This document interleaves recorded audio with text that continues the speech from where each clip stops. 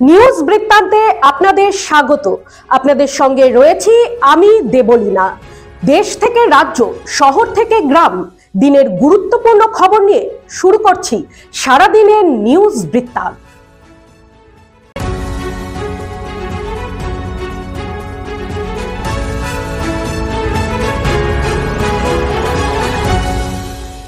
সারাদিনের নিউজ বৃত্তান্ত নিবেদন করছেন প্রিন্ট জুয়েলার্স, সোনা যা সর্বক্ষণে। Agnishwar jewellers, NS road, Raiganj. Shri Dhaka jewellers, Gitanjali cinema হলের বিপরীতে। রায়গঞ্জ বিধানসভা উপনির্বাচনের বিজেপি মনোনীত প্রার্থী মানস ঘোষের সমর্থনে বৃহস্পতিবার রায়গঞ্জের মধুপুরে সভা করলেন রাজ্য বিধানসভার বিরোধী দলনেতা শুভেন্দু অধিকারী। বরাবরের মতোই সভামঞ্চ থেকে কংগ্রেস ও তৃণমূলকে কড়া আক্রমণ করেন শুভেন্দু। তিনি বলেন, পুলিশ দিয়ে ভয় দেখানোর পাশাপাশি জোর করে বিজেপি কর্মীদের তৃণমূল কংগ্রেসে যোগ দিতে বাধ্য করা হচ্ছে। এছাড়াও শতাধিক কর্মীকে মিথ্যা মামলা দিয়ে ঘরছাড়া করেছে। এরই প্রতিবাদে শুক্রবার রায়গঞ্জ থানা ঘেরাও করে বিক্ষোভ দেখাবে উত্তরবঙ্গের বিজেপি বিধায়ক সহ বিজেপি উত্তর দিনাজপুর জেলার নেতা কর্মীরা। সভায় বক্তব্য রাখার পর সাংবাদিকদের প্রশ্নের জবাবে দলের সিদ্ধান্তের কথা জানান তিনি। বিধানসভা উপনির্বাচন অবাধ এবং শান্তিপূর্ণ করতে বিজেপি লিখিতভাবে দাবি জানাবে। পুলিশের এই অত্যাচার বন্ধ করার জন্য এদিনই রায়গঞ্জ থানায় লিখিত অভিযোগ দায়ের করার কথাও বলেন। বিধানসভা উপনির্বাচনের প্রচারে প্রার্থী মানস ঘোষের সমর্থনে রায়গঞ্জে এলেন শুভেন্দু অধিকারী। এদিন সভাস্থলে আসার আগে রায়গঞ্জের পানিশালা এলাকায় শুভেন্দু অধিকারীর কনভয়কে দেখানো হলো কালো পতাকা, দাহ করা হলো কুশপুত্তলিকা। কোনো রাজনৈতিক দলের সমর্থক হিসেবে নয়, ভোট লুটের মাস্টার মাইন্ড শুভেন্দুকে সাধারণ মানুষ আর চায় না বলেই এই বিক্ষোভ কর্মসূচি বলে জানালেন আন্দোলনকারীরা। অন্যদিকে এই বিষয়ে রায়গঞ্জের সাংসদ কার্তিক পালকে জিজ্ঞাসা করা হলে তিনি বলেন, কে বা কারা এটা করেছে তিনি এখনো জানেন না। তবে রায়গঞ্জের সংস্কৃতি এটা নয়, সব দলেরই প্রচার ও সভা করার অধিকার আছে, কেউ তাতে বাধা দিতে পারেন না। পুলিশের সামনেই কালো পতাকা দেখানোর প্রসঙ্গে তিনি বলেন, পুলিশ রুলিং পার্টির হয়ে কাজ করে, উর্দি ছেড়ে দলীয় পতাকা হাতে কাজ করলেই বরং ভালো হয়। বৃহস্পতিবার চোপড়ার লক্ষ্মীপুরে এসে পৌঁছালেন ন্যাশনাল হিউম্যান রাইটস কমিটির প্রতিনিধি দল। 4 সদস্যের একটি প্রতিনিধি এদিন গ্রামে যান। গ্রামে পৌঁছে প্রতিনিধি দলটি নির্যাতিত যুবক যুবতীর সঙ্গে কথা বলতে তাদের বাড়িতে যান। ঘটনার ব্যাপারে বিস্তারিত জিজ্ঞাসাবাদ শুরু করেন তারা। প্রসঙ্গত, মঙ্গলবার রাতে এলাকা থেকে আরও 2 জনকে গ্রেপ্তার করেছে পুলিশ। ঘটনায় এখনো পর্যন্ত 4 জনকে গ্রেপ্তার করা হয়েছে। পুলিশ সূত্রে জানা গিয়েছে, গতকাল যাদের গ্রেপ্তার করা হয়েছে তাদের নাম তাহেরুল ইসলাম ও আব্দুল রব। তাদের বাড়ি লক্ষ্মীপুর এলাকাতেই। বৃষ্টির ফলে ড্রেনের নোংরা জলে থই থই রাজ্য সড়ক। সমস্যায় পথ চলতি সাধারণ মানুষ থেকে স্থানীয় ব্যবসায়ীরা। ফলে জমা জল নিকাশের দাবিতে রাজ্য সড়ক অবরোধ করে বিক্ষোভে সামিল শতাধিক ব্যবসায়ী সহ বাসিন্দারা। বৃহস্পতিবার দুপুরে এমনই বিক্ষোভের চিত্র দেখা গেল ইটাহার থানার সদর সাহাপাড়া এলাকায় চাঁচল ইটাহার রাজ্য সড়কে। স্থানীয় বাসিন্দা ও ব্যবসায়ীদের অভিযোগ, বৃষ্টি হলেই ড্রেনের নোংরা জল উপচে রাস্তায় এসে জমে থাকে দীর্ঘদিন। এমনকি সেই নোংরা জল রাস্তার ধারের কিছু দোকান ও বাড়িতে পর্যন্ত ঢুকে যায়, যার ফলে ক্রেতারাও জল পেরিয়ে দোকানে আসতে চান না এবং ড্রেনের নোংরা জলের দুর্গন্ধে বাড়িতে থাকাও দায় হয়ে উঠেছে তাদের। জমা জল থেকে বাড়ছে মশা মাছির উপদ্রব। এদিন সকাল প্রায় 11:30টা থেকে অবরোধ করে স্থানীয় ব্যবসায়ী ও বাসিন্দারা। দীর্ঘক্ষণ যানজটের ফলে চাঁচল ইটাহার রাজ্য সড়কে আটকে পড়ে ইটাহার ও চাঁচলগামী বহু যানবাহন। খবর পেয়ে ঘটনাস্থলে আসে ইটাহার থানার বিশাল পুলিশ বাহিনী। এরপর দুপুর 1টা নাগাদ পুলিশি আশ্বাসে অবরোধ প্রত্যাহার করেন স্থানীয়রা। পঞ্চায়েত দপ্তরের তরফে সমস্যা সমাধানের চেষ্টা করা হচ্ছে। চলাচলের অযোগ্য বেহাল রাস্তা সংস্কারের দাবিতে পঞ্চায়েত দপ্তরে তালা ঝোলালো গ্রামবাসীরা। বৃহস্পতিবার ঘটনাটি ঘটেছে রায়গঞ্জ ব্লকের 7 নম্বর শীতগ্রাম গ্রাম পঞ্চায়েত দপ্তরে। অভিযোগ, গ্যাস পাইপ লাইন বসানোর কাজ চলছে জাতীয় সড়ক সংলগ্ন ওই রাস্তার ওপর দিয়ে। জেসিবি দিয়ে মাটি কেটে জাতীয় সড়কের ওপরে রাখা হচ্ছে, যার ফলে ওই রাস্তা বৃষ্টির জল ও কাদা জমে চলাচলের অযোগ্য হয়ে পড়েছে। স্থানীয় বাসিন্দাদের অভিযোগ, যানবাহন তো দূরের কথা, পায়ে হেঁটেও চলা যাচ্ছে না। ওই রাস্তা দিয়ে।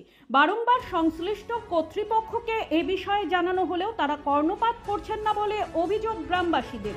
আর এই কারণেই তারা বৃহস্পতিবার পঞ্চায়েত দপ্তরে তালা ঝুলিয়ে বিক্ষোভ দেখান। যদিও পঞ্চায়েত প্রধান পলি বিশ্বাস বর্মন জানান, কয়েক বছর আগে এই রাস্তা তৈরির সময় রাস্তাটিকে উঁচু করে করতে দেয়নি গ্রামবাসীরা, যার ফলে জল জমার সমস্যা তো ছিলই, বর্তমানে মাটি কাটার ফলে আরও সমস্যা বেড়েছে। তবে দ্রুত সমস্যার সমাধানের আশ্বাস দেন তিনি। প্রতিদিনের প্রতি মুহূর্তের খবরের আপডেট পেতে চোখ রাখুন নিউজ বৃত্তান্তের ফেসবুক পেজে। সাবস্ক্রাইব করুন নিউজ বৃত্তান্ত ইউটিউব চ্যানেলকে।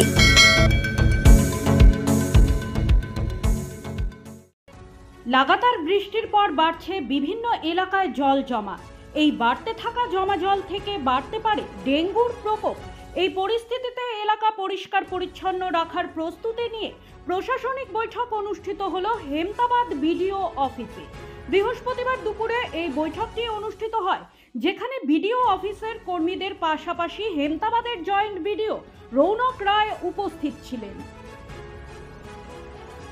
মুখ্যমন্ত্রীর নির্দেশের পর থেকেই রাজ্য জুড়ে দেখা গেছে একের পর এক ফুটপাথে অবৈধ দখল উচ্ছেদ অভিযান। এই মুহূর্তে সেই অভিযান কিছুটা ধীর গতি প্রাপ্ত হলেও প্রশাসনিক স্তরে এই প্রক্রিয়া চলছে। উত্তর দিনাজপুর জেলা সদর রায়গঞ্জেও হকার উচ্ছেদ নিয়ে ইতিমধ্যেই পূর্ত দপ্তর মাইকিং করেছে। সেখানে হকারদের নাম নথিভুক্তকরণের প্রক্রিয়াতে অংশগ্রহণ করার অনুরোধ জানানো হয়েছে পূর্ত দপ্তরের পক্ষ থেকে। এই উদ্দেশ্যে একটি আলোচনা সভা আজ ফুটপাত ব্যবসায়ীদের সঙ্গে আয়োজিত হয় রায়গঞ্জ মার্চেন্টস অ্যাসোসিয়েশনের উদ্যোগে। আলোচনা সভায় উপস্থিত ছিলেন রায়গঞ্জের পৌর প্রশাসক সন্দীপ বিশ্বাস, মার্চেন্টস অ্যাসোসিয়েশনের পক্ষে অতনুবন্ধু লাহিড়ী, বিপ্লব মিত্র সহ অন্যান্যরা। আলোচনার মাধ্যমে ফুটপাত ব্যবসায়ীদের নাম নথিভুক্তকরণের ফর্ম জমা দেওয়ার অনুরোধ জানান পৌর প্রশাসক। আগামী 9 জুলাইয়ের মধ্যে ফর্ম জমা দেওয়ার পর পরবর্তী পদক্ষেপ গ্রহণ করবে জেলা ও পৌর প্রশাসন। জমিকাণ্ডে মুখ্যমন্ত্রীর নির্দেশে গ্রেপ্তার হয়েছেন তৃণমূলের ডাবগ্রাম ফুলবাড়ি সাংগঠনিক ব্লকের সভাপতি দেবাশিস প্রামাণিক। ইতিমধ্যে তাকে 5 দিনের জন্য হেফাজতে নিয়েছিল পুলিশ। হেফাজতের দিন শেষ হওয়ায় আজ তাকে আবার জলপাইগুড়ি জেলা আদালতে তুলে 7 দিনের জন্য ফের হেফাজতে নেওয়ার আবেদন জানিয়েছে পুলিশ। পাশাপাশি ভোরের আলো এলাকার আরও একটি মামলা তার বিরুদ্ধে করার অনুমতি চেয়েছে পুলিশ। ইতিমধ্যে গত পরশু দেবাশিসকে দল বহিষ্কার করে। অপরদিকে আজ দেবাশিসকে আদালতে আনা হলে কোনো ইস্যুতেই স্পিক নট ছিলেন দেবাশিস প্রামাণিক। হাসি মুখে হাত জোড় করে থাকলেন তিনি। উত্তরবঙ্গের জলপাইগুড়ি জেলায় বৃহস্পতিবার সকাল থেকেই বৃষ্টি। তিস্তা সহ একাধিক নদীর জল বাড়ছে। আজও তিস্তায় মেখলিগঞ্জ বাংলাদেশ বর্ডার পর্যন্ত অসংরক্ষিত এলাকায় জারি রয়েছে লাল সতর্কতা। পাশাপাশি NH-31 জলঢাকা নদীতে অসংরক্ষিত এলাকাতেও জারি রয়েছে লাল সতর্কতা। জলঢাকা নদীতে সংরক্ষিত এলাকায় জারি হলুদ সতর্কতা। পাশাপাশি তিস্তা দোমোহনীতেও অসংরক্ষিত এলাকায় জারি রয়েছে হলুদ সতর্কতা বলে বৃহস্পতিবার সকালে জলপাইগুড়ি সেচ দপ্তর ফ্লাড কন্ট্রোল রুম সূত্রে জানা যায়। জলপাইগুড়ি গজলডোবা তিস্তা ব্যারেজ থেকে বৃহস্পতিবার সকাল 6টায় 1624.60 কিউমেক জল ছাড়া হয়। উত্তর দিনাজপুর জেলার রায়গঞ্জ শহরে একাধিক মনোজ্ঞ রথযাত্রা অনুষ্ঠিত হয়, কিন্তু এবছর এক বিশেষ আকর্ষণীয় রথযাত্রার দর্শন লাভ করবে সমগ্র রায়গঞ্জবাসী। সেই রথ হবে ভক্তির রথ, বৈভবের রথ, সম্প্রীতির রথ।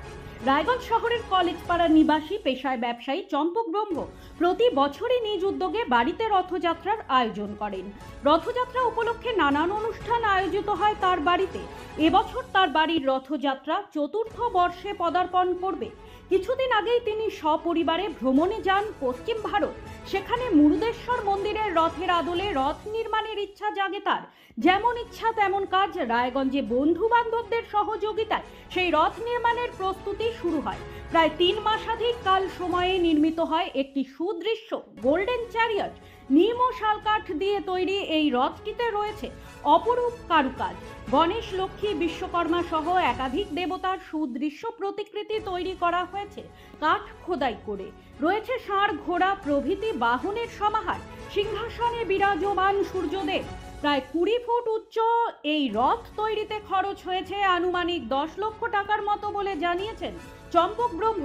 শুধু হিন্দুরাই নয়, মুসলিম ধর্মাবলম্বী স্থানীয় শিল্পীরাও এতে অংশ নিয়েছেন।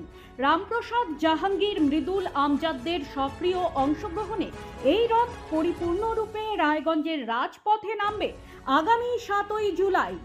সারাদিনের নিউজ বৃত্তান্ত আজ এই পর্যন্তই। দেখতে থাকুন, সঙ্গে থাকুন, চোখ রাখুন নিউজ বৃত্তান্তে। নিউজ বৃত্তান্ত, হলুদ নয়, স্বচ্ছ।